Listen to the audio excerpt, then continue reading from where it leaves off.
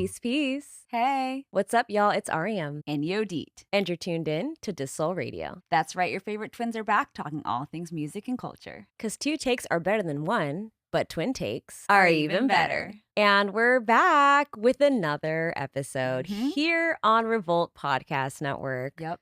It's officially August. It is. Which means summer just came and went.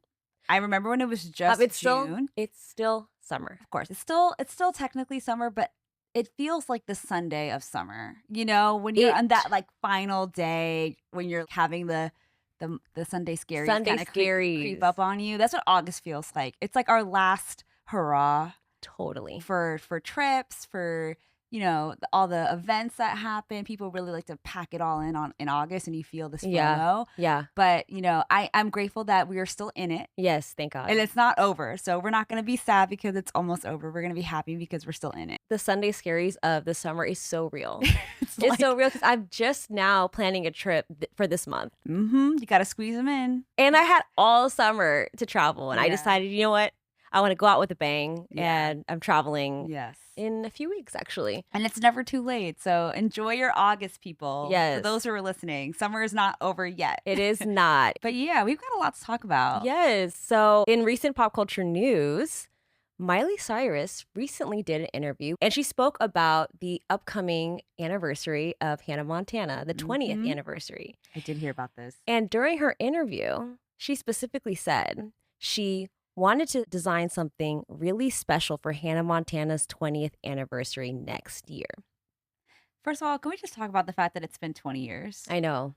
What is time? I know. I'm like, dang, like don't age me. Don't age me. Don't age me. I'm like, this is a little triggering. It does not feel like 20 years at all. But yeah, I mean, it's crazy. 2 decades since the show aired, and look at the impact. But to your point, I mean, I don't know what this special moment could be. It could be anything. And a lot of fans of the show have been speculating all over social media, really, about what this could mean. Could this mean a special? Could this mean a concert? Could this mean a tour, a Hannah Montana tour?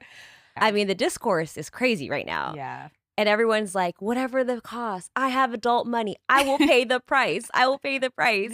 And that's valid. We have the adult money now. Yeah.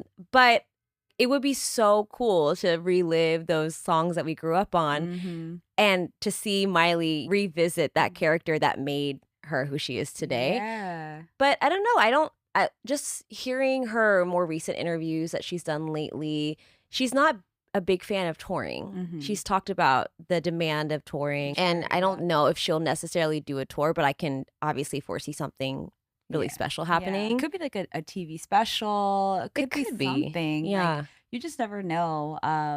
But regardless, I think whatever it is that she has cooking up, the fans are going to be so excited, especially now in her current era of music where she's like really developed in different ways vocally and her stage presence. It'll be interesting to see her pay tribute to that era in this time, this current day. Whatever it is, I think the fans are going to be so excited. And I think with this conversation, it really sparked up another conversation between Ariam and I. It really made us think there are so many fictional bands and so many fictional artists that are so good that they feel like legitimate artists. Exactly. And it inspired us to actually put a list together. It wouldn't be us if we didn't come up with a list. You know, we got to put a list together. So Ariam and I were like, let's do an episode on this and talk about our favorite fictional artists that we would totally see live if we had the opportunity to. So yeah, this was a really fun list, and I think it's time we get into it. Starting off very strong, Pink Slip. Yes. In honor of the Freaky Friday sequel, Freakier Friday, out now, it prompted us to obviously think about a band, a sound that was synonymous with the film. Take Me Away is Certified Bob. Basically the theme song of that movie. It is. Anna, the character, she was in this band, female-led band at that, and they were angsty, they were rebellious, and of course the music was amazing. From the catchy hook to the lyrics to the energy that it came with, it felt like a legit song. Like every time they would perform or every time you would see the scenes where they would perform that song, you're like, wait, am I a fan? Yes. Don't want to grow up, I want to get out.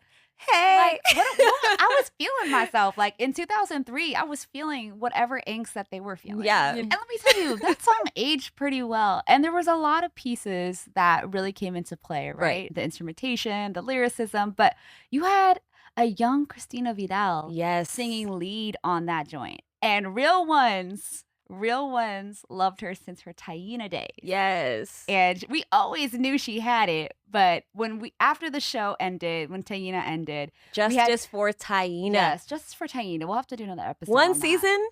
Criminal, one season's crazy. Criminal. Like, Victorious would never exist without Taina. Point blank, period. Blueprint. It's the blueprint. The groundwork was already laid. They were trailblazers. But just to be able to see her again on screen, taking on another musical role in a completely different genre and killing it. The range. The talent. Yes, Christina. The caliber was like sky high. And we love that. And so shout out to Disney for making that happen. And we have the iconic scene where Jamie Lee Curtis does her guitar solo. And fun fact, she actually learned how to play that guitar solo. Yes. That is all Jamie Lee Curtis. Because she said she wanted it to look authentic as possible. Yep. I think that is so dope. She could have easily got a body double or faked it or whatever, but she was like, no, I want to learn how to do it. Yeah, and she's real for that. And I gotta say, I have a lot of respect for that kind of method acting. It doesn't matter what the subject matter is at hand. You commit. It's those pieces that really tell the story that we want to see on screen. And I think that's what made it so impactful. Also, Jamie Lee Curtis herself is such a fan of Pink Slip. Herself. You know, because during the promo of Freakier Friday, they had a little performance, and I'm like, I want to see this. I want this experience for myself. Yeah. You know, to see Christina on stage, I think that'd be really, really dope. So yes, Pink Slip, you've made the list. Yes. And wait, can we talk about the closing number in the movie too? Oh my goodness. Can we talk about Ultimate You? Because that's an honorable mention. First of all, I apologize. How dare I completely forget about Ultimate? I'm sorry. Apologies. Let's run it back. Let's run that back. First of all, Lindsay came up to the front, showed her vocal capabilities as well. She sure did. She's more than just a guitarist. Okay. Yeah. She is a multi-hyphenate. She came up on stage with that lilac dress. Yes. Okay. Which was so cute. And it aged very well. Very well. Yeah. Even Lindsay Lohan, during the red carpet, she wore a dress that paid homage to that purple dress. Yes. Yes. Even Lindsay Lohan knows that dress is iconic. Yeah. Up next, hear me out, people. When we talk about this next group, real fans will recognize the impact of this group. We cannot have this list and not talk about the TV boy band of TV boy bands. Boys in Motion. Boys. Yes. We are the Boys in Motion. We give you our devotion. Bars. Legit poetry. If you were a fan of That's So Raven, that you would see this iconic boy band making several cameos throughout the series. And we have to say, they felt like a legit boy band. Yeah. I completely understood Raven's fan craze. Yeah. Because we were just as crazy for them. Yes, as she absolutely. They gave us harmonies. They gave us catchy songs. Choreo. Let's talk about the choreo really quick. They were really giving us twerking before twerking was an actual concept, you know? And they were men that were not afraid to do it. Yes, they were. They fully leaned in. Real boys, real men. Yes, boys in motion. Okay? I love the level of commitment there. And every time they would be featured on an episode, you felt like they were a legitimate boy band. Everyone, including Raven, Chelsea, Tanya Baxter, they were all fans, and they were fanning out just like us. And I have to say, that was great television. That was great writing. Yeah. And one thing I have to also mention, I think what was also beautiful about this group is that they really leaned into the representation. Every community was represented in the band. Okay? They had diversity. You're right. You're so right.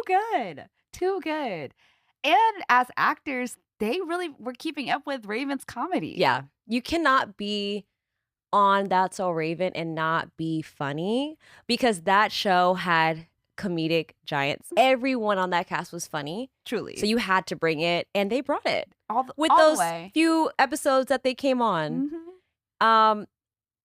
Also, wait, do you remember that PSA they came out with? It was like that one song It was like about the earthquakes and like fires, and it was like, just be smart, be prepared. You just unearthed that for me. That was buried deep down inside. I forgot about that song. Every like randomly that song will like come in my head, or like that scene where the blonde one was be like, JJ. This move. Oh, JJ with the silent J. So it's triple J. JJ with the silent J at the end. That one. Doing the yeah. What a time. Totally. What a time. Truly. For us. Truly. Yeah. So with our adult money, if they want to come around, I would totally see them live. We'd spend it. Let's see what else is on our list. Oh, okay.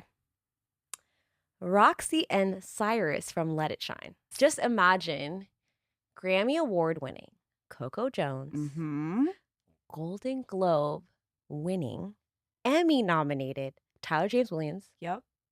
On stage performing Me and You. Take all my money. All of it. I feel like they would bring the vocals, the lyricism. Yeah. But also the theatrics. You know, they come from the passion.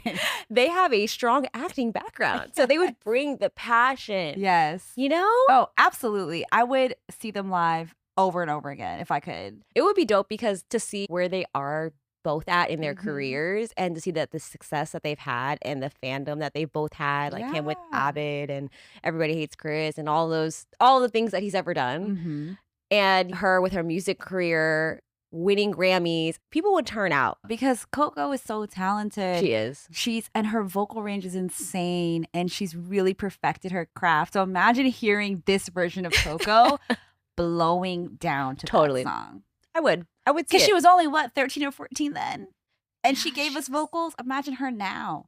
It's so crazy, like for her to play a character like Roxy, who was a pop star, and now to see her real life reflect that success. It's kind of like it was a character that foreshadowed her real life, which is crazy. Yeah, I would love to see them perform. Yeah. I mean, obviously he can rap. Tyler can rap because he did that freestyle recently on Sway Sway on the Morning.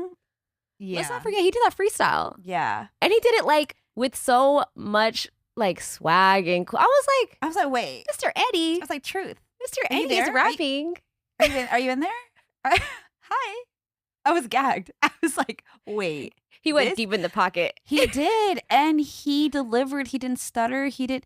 Like, it was just so good. I went viral for all the right reasons. It did. And you're rapping on a Glorilla beat. Like, it was just so good. Yeah. I think they're in tip-top shape. If they needed to whip something up real quick, if they needed to put a tour together real quick. I don't think it would be that hard. No, it wouldn't be hard at all. I think we would definitely be all the way up in there. So, yeah, that's why they're on this list. Rightfully so. Next up is another pop star that we've had to dig deep in the archives. I would argue that this artist is Disney's first real pop star. I agree. From stage presence to charisma to the looks. We cannot have this list and not talk about Protozoa from Zenon, Girl of the 21st Century. Yes. You couldn't tell me Protozoa was not a pop star. Looks. We talked about that. He had the accent. Yes. He had the spiky platinum blonde hair. The actual outfits, because you know they're from the future, and they had the space theme aesthetic down packed. Yeah. I felt like my little brain couldn't process what what we were witnessing. The greatness. It was just too much greatness. Like, I don't even think Disney realized what they were doing to us. Like, that was iconic in a literal sense. Supernova Girl. Yep. 3 words. Zoom, zoom, zoom. We watched that movie over and over and over again. Every time it came on, we were watching it. But Disney, I don't know if they do this anymore, but when we were growing up, the ads were also music videos. Yep. So every time we heard zoom, zoom, zoom, zoom, zoom, we went straight to that TV. We were locked in. We had to drop everything. We were not missing that music video during that commercial break. Absolutely not. I would love to see him now if he was like, yo, I'm performing my 2 songs, Zoom, Zoom, Zoom, and Galaxy is Ours. I'd pay the money. Pay all the money. I'd pay the price. I still love that man. Yes. I was thinking about it. We loved the fashions of Zenon. Obviously, it was like space and futuristic. Yeah. I would honestly repurpose my Renaissance outfit. Yes. And wear it. For real. wear it to his concert. Absolutely. It's still in my closet. Yeah. I mean, we're prepped. Like Ariam said, all the girls, the cast of Zenon, like the fits were amazing. Like I wanted to be Zenon and Nebula so bad in the crowd growing up. For all the reasons we've listed, that's why he's earned his rightful place on this list. Yes. And our final artist of our list is one that is probably one of our earliest memories of what a pop star could be. Mm-hmm. And that is Powerline from the Goofy movie. Yep. Mm-hmm. The Goofy movie is a significant film in our lives and many millennials' lives, every 90s kid, truly. Truly. Goofy is a beloved character. So obviously we would gravitate to the film. Yeah. But what kept us coming back was Powerline's hit songs Stand Out and Eye to Eye. Yeah.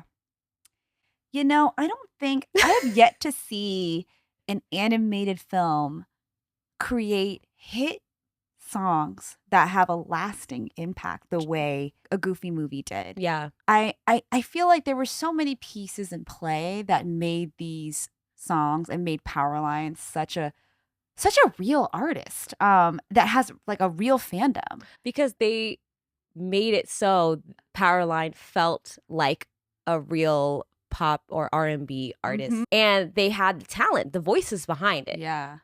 Obviously. Tevin Campbell is the Powerline. I mean, imagine you're making a movie and you're looking for an artist to provide vocals, and you have a vocal prodigy being able to just drop vocals, and not just any vocals. He blew down. He sang like the rent was past due. And it was crazy because they had a documentary come out, not just a goof, I think. Yeah. Not on just, Disney Plus. Not just a goof, on Disney Plus. And they talked about the process of making these songs and working with Tevin Campbell.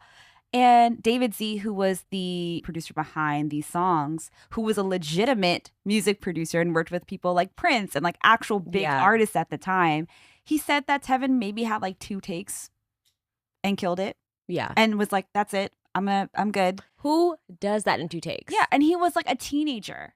And to Ariam's point, they really did a great job of making these songs and making Powerline feel like a legitimate artist, not just somebody that they're crafting for a Disney film, but someone that fans would actually like to listen to and rally behind. Yeah. And so there were so many contributors to both songs that are featured in the movie that also helped make the songs sound like hits, right? You had the Waters family providing background vocals, which is crazy. Like crazy. You had Rosie Gaines from Prince's New Power Generation singing vocals on Eye to Eye. Okay. She's the heart of that song.